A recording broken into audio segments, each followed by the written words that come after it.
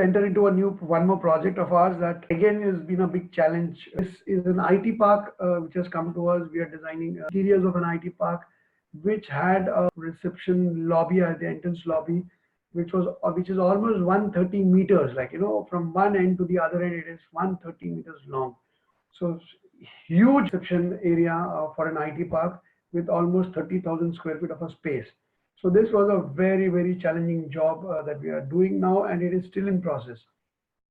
Since it's an IT park, understanding the intricacy of the subject, understanding the language of the subject, where we are coming from, how we can literally take up a new challenge again was something which we all thought about in the office. So when this project came to us, we all thought that since it's an IT park, so we are all understanding the language of IT. When we talk about IT, we all know that IT is the industry where we are all working with computers, we are working with softwares, we are working with something like connections, networking, something of that kind. So when we talk about computers, so lots and lots of computers. How do you connect all these computers? You connect these computers to cables, right? So this was the first idea which tweaked us out, and which we thought, why not take the idea of networking of cables, or networking of human figures, human beings, or networking of ideas, networking of literally details is something. Network was something which we came up with. So we thought, why not again play around with this idea with the kind of facilities that we have. So we try to use that word called network and try to build a sculpture around that word. So this sculpture that has been designed is not only a sculpture, but it also is a part of the ceiling of the whole space. With this space is almost 130 meters wide, so 130 meters long and 16 meters wide. So it actually takes the people, it makes people move in, and then gives them the direction where they're supposed to move. The most important thing in this is this whole sculpture is going to become chrome, which is like a mirror finish. So what we are trying to express is that the people who are going to move onto this lobby, the sculpture will actually take or absorb the reflections of the human figures, human beings who are moving below. So it is actually capturing all these images, all these people who are moving in and out all the time, and it's trying to absorb them and trying to feed them, and then trying to take them from one place to the other inside those tubes. In a similar way, the way we try and send our data from one computer there to the other, in the same way, this sculpture will try and capture the images of the human figures who are moving in and out, and probably take them into it. The whole idea was that. So we wanted to make this sculpture in such a way that people should feel and understand what the structure is meant to be, and how we are actually being driven through these data cables. Our minds, our ideologies, our ideas, everything is being moved from one space to the other through these data cables, or through the Wi-Fi system that we look into. So this sculpture that has been designed has got a lot of meaning. Again, it is not just for the aesthetical purpose that we have designed. So as you see that, if we see here in the plan that there is an entry point, there are two entry points to this whole structure. If you see here, there's one entry point out here, and there is one entry point out here. So this entry point is basically a pedestrian entry for the people who are going to walk into the structure, and this is the place from where the people are going to come in, which is a vehicular entry. People are going to get down here in vehicles out here, and then they're going to enter in. So this entry is basically a less amount of crowd. This is the place where the large crowd is going to move in. So it's been designed in such a way that the entry point of these networking cables, the sculpture that we have designed, is a little dense, very dense. And where the vehicular entry is there, that space is not that dense.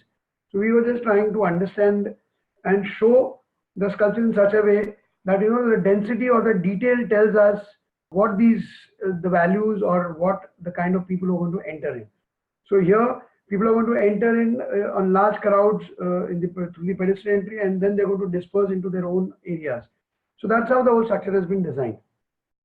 So with the chrome coming in, and the sculpture capturing the images of people does really matter, which really expresses, and probably which also tells us huge amount of details. Just imagine the number of brains that it is actually going to capture, and how the structure. Just imagine if this structure becomes live and it's capturing all the human brains. How intelligent the structure would be if it becomes live, you know. So the whole idea was that. So with this sculpture in the elevation, you can see how it is, how it spreads across the whole space. You know, this structure also talks about it itself is a ceiling. You don't need a ceiling actually when you have such kind of sculptures. So you really don't need different kind of places where you can hang your lights. The sculpture also carries tubes. Through these tubes, it carries the electrical conduits. It also carries the air conditioning ducts. So the structure has been designed in such a way that it can take care of services as well. So it is not the structure is intelligently been designed and thought, and then it has been manufactured. So here what you can see is the structure that you're seeing has been actually been designed again, and then it's been again surfaced out in such a way as you have seen in the earlier installation that we did for Kalagoda. It's the same process. In Kalagoda, you have seen that it is just a 10 meter by 10 meter structure. But in this case, what you tend to see is it is a 130 meter by 16 meter structure, which is humongous, which is very huge. So converting from one layer to the other layer matters again. Again, here in this case, what we try to, there in Kalagoda, what we have seen is it's only pure metal that we try to use.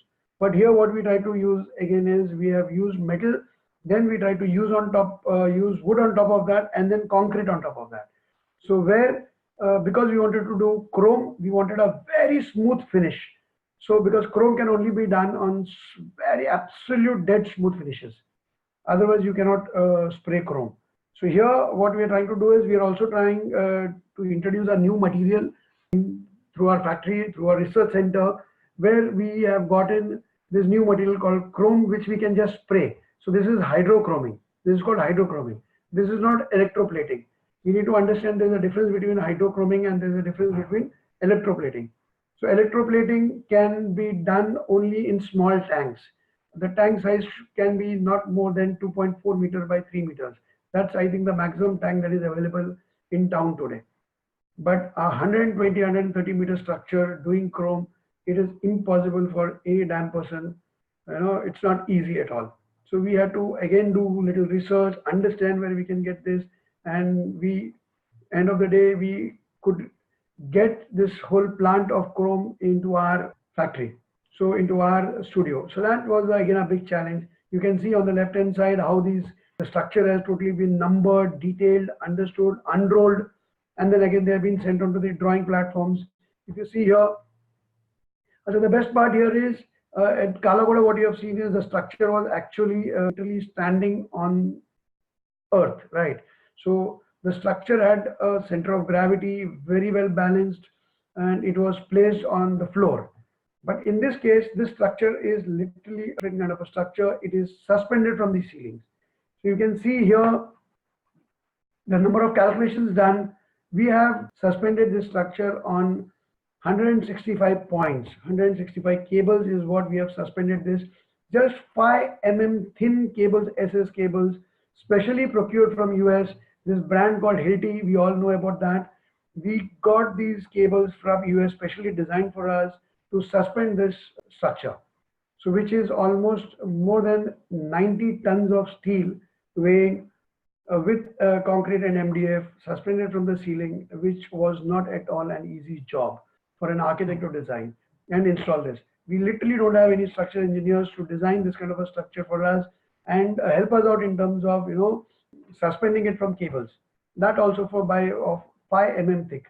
I don't think it would have been possible if we didn't have really good people, engineering people in place, softwares in place which could really help us out how to, you know, manage, understand the weights at every section, because these cables which we procured from US, from Hilti, each cable, 5 mm cable, could take a load of almost 600 kgs. From 300 kgs to 600 kgs is what the load capacity was.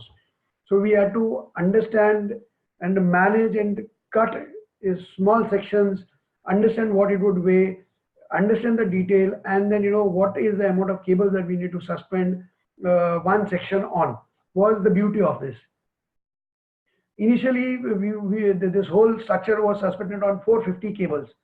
slowly, we managed to reduce the number of cables to 165. That's it. The whole structure of, this amount of weight suspending on 165 cables. 165 cables is actually twice the number of cables that we have suspended this. We didn't need so many cables also, because 600 kgs, if you divide 70 tons, 70, 80, 90 tons, it's what? It's, I think it comes to almost 135 cables. That's what's needed. But we took a little extra precaution so that, the structure at any given point of time, because there are a huge number of people who are going to move from this lower area. So this structure is not an aesthetical structure. First of all, yes, it is a part of a sculpture. It is a sculpture. Yes, it has got aesthetics in it, but, but it is a structural member by itself. So that was the beauty when we were designing this. So there were engineering challenges which we took to build the structure, a lot many. Of course, we had all these MEP guys in place. They wanted to introduce the air conditioning ducts to enter in. It's a big thing. So this all started how we designed the structure is also something which we need to know. It's not all the time about digital. This all started, I had something in my mind which I wanted to redesign, I expressed this detail. I wanted to express this detail to my team which was working with me. But it took a lot of time for me to express them what I wanted. And finally, what I did was, one fine day early in the morning at 8 o'clock, I was having tea, standing in my balcony. I just drew the sketch on the marble that was there in front of me. So this whole sketch, you can see it out here, was literally sketched out with detail, understanding the technology, understanding the logics. So you can see the sketch, and literally the sketch got converted to this and to this and to the 3D modeling the way it is, right? Then it got converted to this. This was built this way. You can see the work is still going on. We'll have a small video about how the structure got erected. You can see this, the intricacies. You can see the human scale also as well. You can understand how huge this is. And you can also see the cables which are, you can see these thin cables. These are just 5 mm thick cables, that's it. They have been suspended from the ceiling. The whole ceiling is the naked ceiling that you can see on top. So the beauty is here, to understand the space. This is the entry that I was talking about, from where people are going to move in. This is the pedestrian entry. So just see that one streak of structure which is moving from one end to the other. Now you can see the huge space and the mind-blowing space where we are building this structure now. So just see the human scale with reflection. Understanding the context, understanding the scale of the human, and understanding the sculpture. It really expresses everything out here. Suspending the structure on 165 cables, do you think it's possible? Is the first question we all need to ask. So a lot of dedication was needed, a lot of engineering was needed, a lot of understanding was needed, a lot of responsibility, because suspending these cables with the technology which we literally don't have, and with the help of the machines, yes, with the help of this whole structure, it's been 6 months down the line now that we have built this structure. So I don't think almost more than 150 people were working on this, and we have converted this into this dream project. Probably once the chroming is done, this will be one of the biggest structures probably in the world also, probably update soon. So you can see that. So that's what it is all about. So that's the engineering marvel today that we have built. So Folds has always been there, taking up new challenges all the time, understanding the technologies, understanding how machines can help you, understanding how softwares can really help you out in terms of building up dreams that we, as an architect, you tend to dream and then design. And the most important thing is, it is very challenging to convince the client, which is very important today. So clients are not easy. Clients are not at all easy.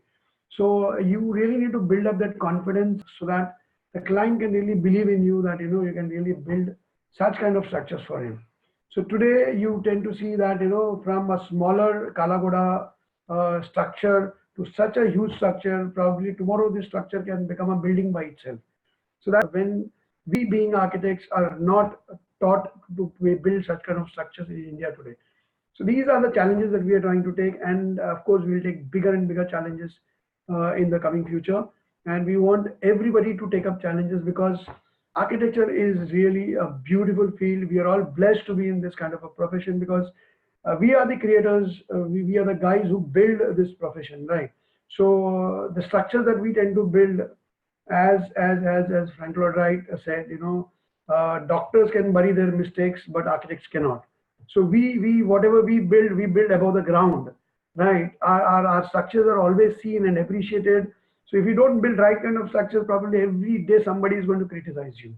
The architect who has built the structure, right?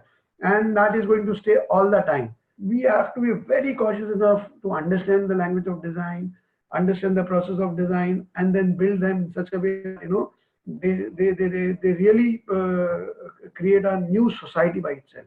So that's what it is all about. So let's catch up soon, where we'll take you to the kind of the fabrication process which we tend to do, the designing process that we go through, the interactions that we tend to do with our designers when we understand and when we take up such kind of projects. Okay, so let's see you soon. Thanks a lot.